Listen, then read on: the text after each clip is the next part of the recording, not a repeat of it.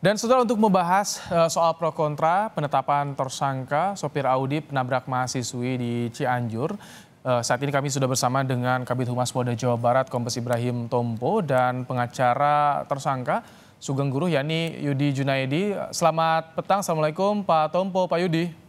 Ya, Waalaikumsalam. Selamat sore Mas, Assalamualaikum warahmatullahi wabarakatuh. Waalaikumsalam. Baik, Pak Tompo, kami ingin konfirmasi. Jadi polisi ada ya rekaman CCTV-nya soal iring-iringan sebelum dan juga pasca kecelakaan terjadi, Pak Tompo? Ya, jadi CCTV yang kita ambil ada di beberapa tempat. Memang itu menunjukkan bagaimana posisi dari rombongan tersebut dan juga posisi dari kendaraan Audi tersebut. Dari CCTV tersebut memang terlihat bahwa kendaraan rombongan polisi itu berada di depan, kemudian mobil Audi tersebut berada di belakang dan juga mempunyai jarak dari rombongan tersebut. Karena saya juga memiliki keterangan dari saksi, katanya kecelakaan terjadi justru sebelum Audi melewat, seperti itu Pak Tompo, atau bagaimana sebetulnya yang dikumpulkan oleh polisi? Iya, jadi memang ini juga termasuk menimbulkan beberapa polemik ya. Sebelum kita mengungkap perkaranya lebih jelas, di mana beberapa asumsi dan juga beberapa penyampaian-penyampaian terkait dengan situasi tabrakan dan juga siapa yang menabrak atau kendaraan yang diduga menabrak. Banyak, ada yang mengatakan Kijang, ada yang mengatakan rombongan polisi, sampai terakhirnya dirilis oleh Kapolres bahwa memang kendaraan yang dipastikan itu merupakan kendaraan Audi yang diduga awalnya. Baik. Nah, namun dari penyidikan yang dilaksanakan oleh Satlantas Polres Cianjur, kemudian kita melakukan pengecekan ulang kembali yang dipimpin oleh Dirlantas langsung ke lapangan, di mana memang akhirnya kita melakukan pemeriksaan bukan saja terhadap kendaraan Audi ini, tetapi seluruh kendaraan termasuk kendaraan rombongan polisi yang ada saat itu semua diperiksa. Sehingga kita bisa mendapatkan data-data yang lebih akurat. Akhirnya dari pemeriksaan semua kendaraan yang dicurigai memang terlibat dalam kecelakaan tersebut, akhirnya bisa disimpulkan terhadap kecelakaan yang ditimbulkan ini merujuk kepada Audi tersebut. Didasarkan dengan hasil pemeriksaan berdasarkan olah TKP, kemudian kita menggunakan juga scientific investigation dengan Inavis dan juga TAA. Beberapa materi-materi terkait dengan bukti-bukti juga sebentar kita akan sampaikan bahwa memang ini merujuk kepada Audi tersebut sehingga tidak ada pengingkaran lagi dalam hal ini. Tidak ada pengingkaran penetapan tersangka ini, Pak Yudi ini yang sempat mempertanyakan. Pak Yudi, tanggapan Anda seperti apa? Pertama bahwa saya ingin menggarisbawahi bahwa kami BEM Unsur keluarga juga melakukan investigasi masyarakat mungkin berbeda dengan yang dilakukan oleh bapak-bapak kepolisian. Tadinya kita juga punya saksi, ada sekitar 4 orang saksi, juga punya CCTV sekitar 6 CCTV, karena CCTV yang lainnya juga tidak punya akses ke sana. Jadi tidak benar kalau kita melakukan opini-opini itu. Opini yang akan menyesatkan sebuah proses hukum itu tidaklah. Kami semua keluarga yang cinta sama Bayangkara gitu. Jadi tidak ada niat kita untuk ke sana gitu. Dan informasi yang kita dapat warga itu sudah kita sampaikan juga, tunjukkan juga ke beberapa unit kepolisian, ada dari Polda Jabar juga. Kemudian di Cianjur itu kita perlihatkan termasuk sama Pak Kapolres. Dan termasuk CCTV itu, Pak Yudi, CCTV dan juga keterangan saksi itu disampaikan juga atau bagaimana dari?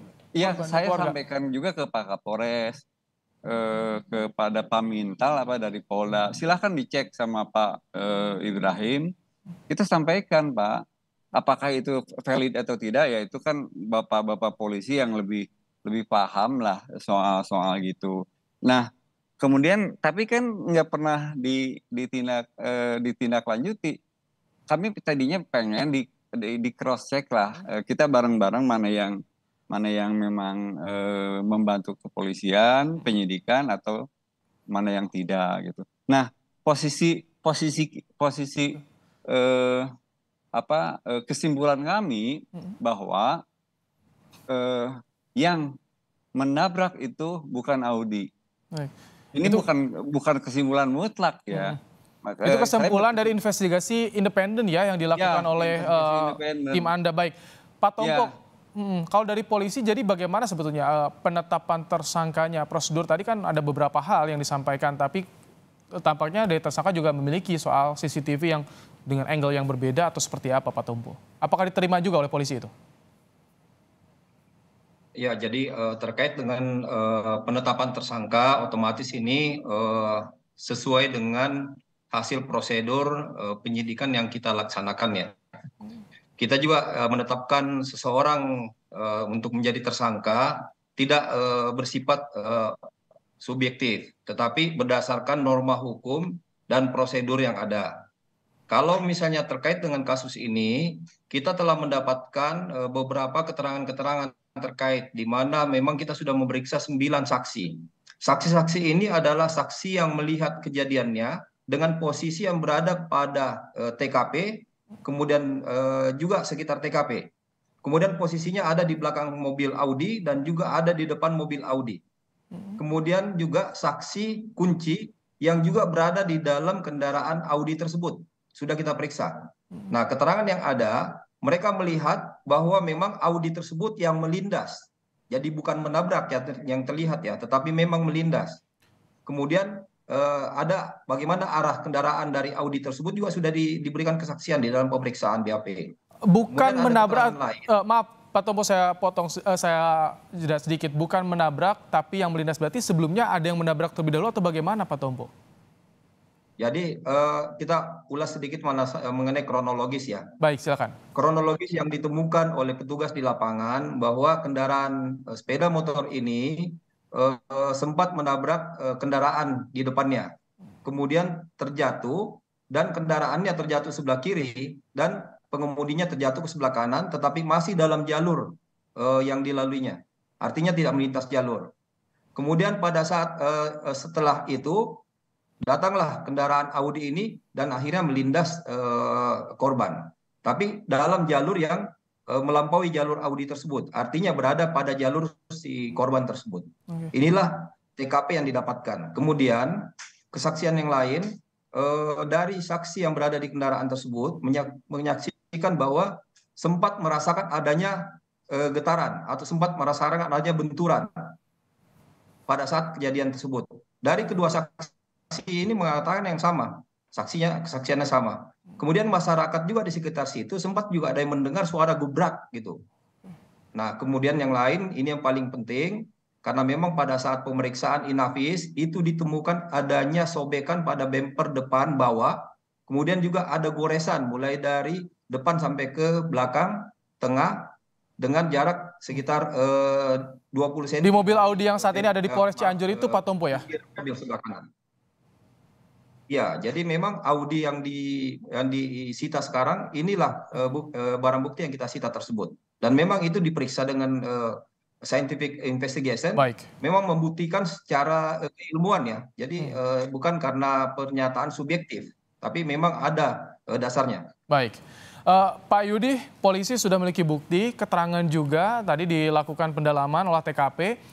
Jadi apa langkah dari tim kuasa hukum? Karena hari ini juga tersangka tengah diperiksa ya, Pak Yudi. Ya, kita hormati ya apa yang dilakukan oleh kepolisian dan soal siapa yang menjadi tersangka, buktinya apa, itu sepenuhnya adalah kewenangan kepolisian. Tidak ada satupun pihak yang boleh melakukan intervensi, tidak ada. Kita hormati itu.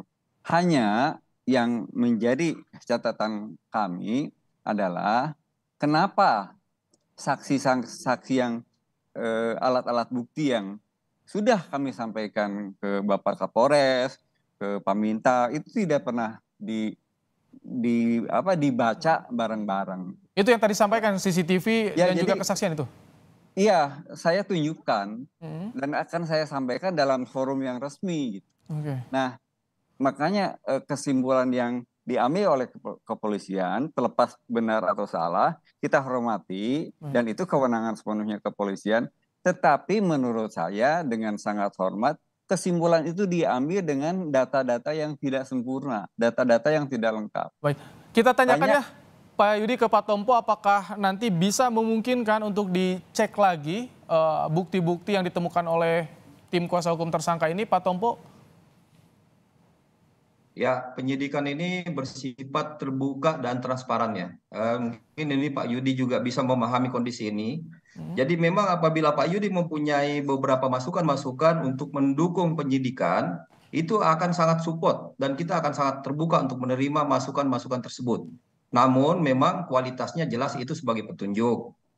Nah, namun juga perlu digarisbawahi apabila informasi yang diberikan yang bisa kita jadikan petunjuk tersebut menyesatkan penyidikan, ini kan bahaya, ini berlawanan. Akhirnya kita tidak bekerja secara objektif, malah bersifat subjektif.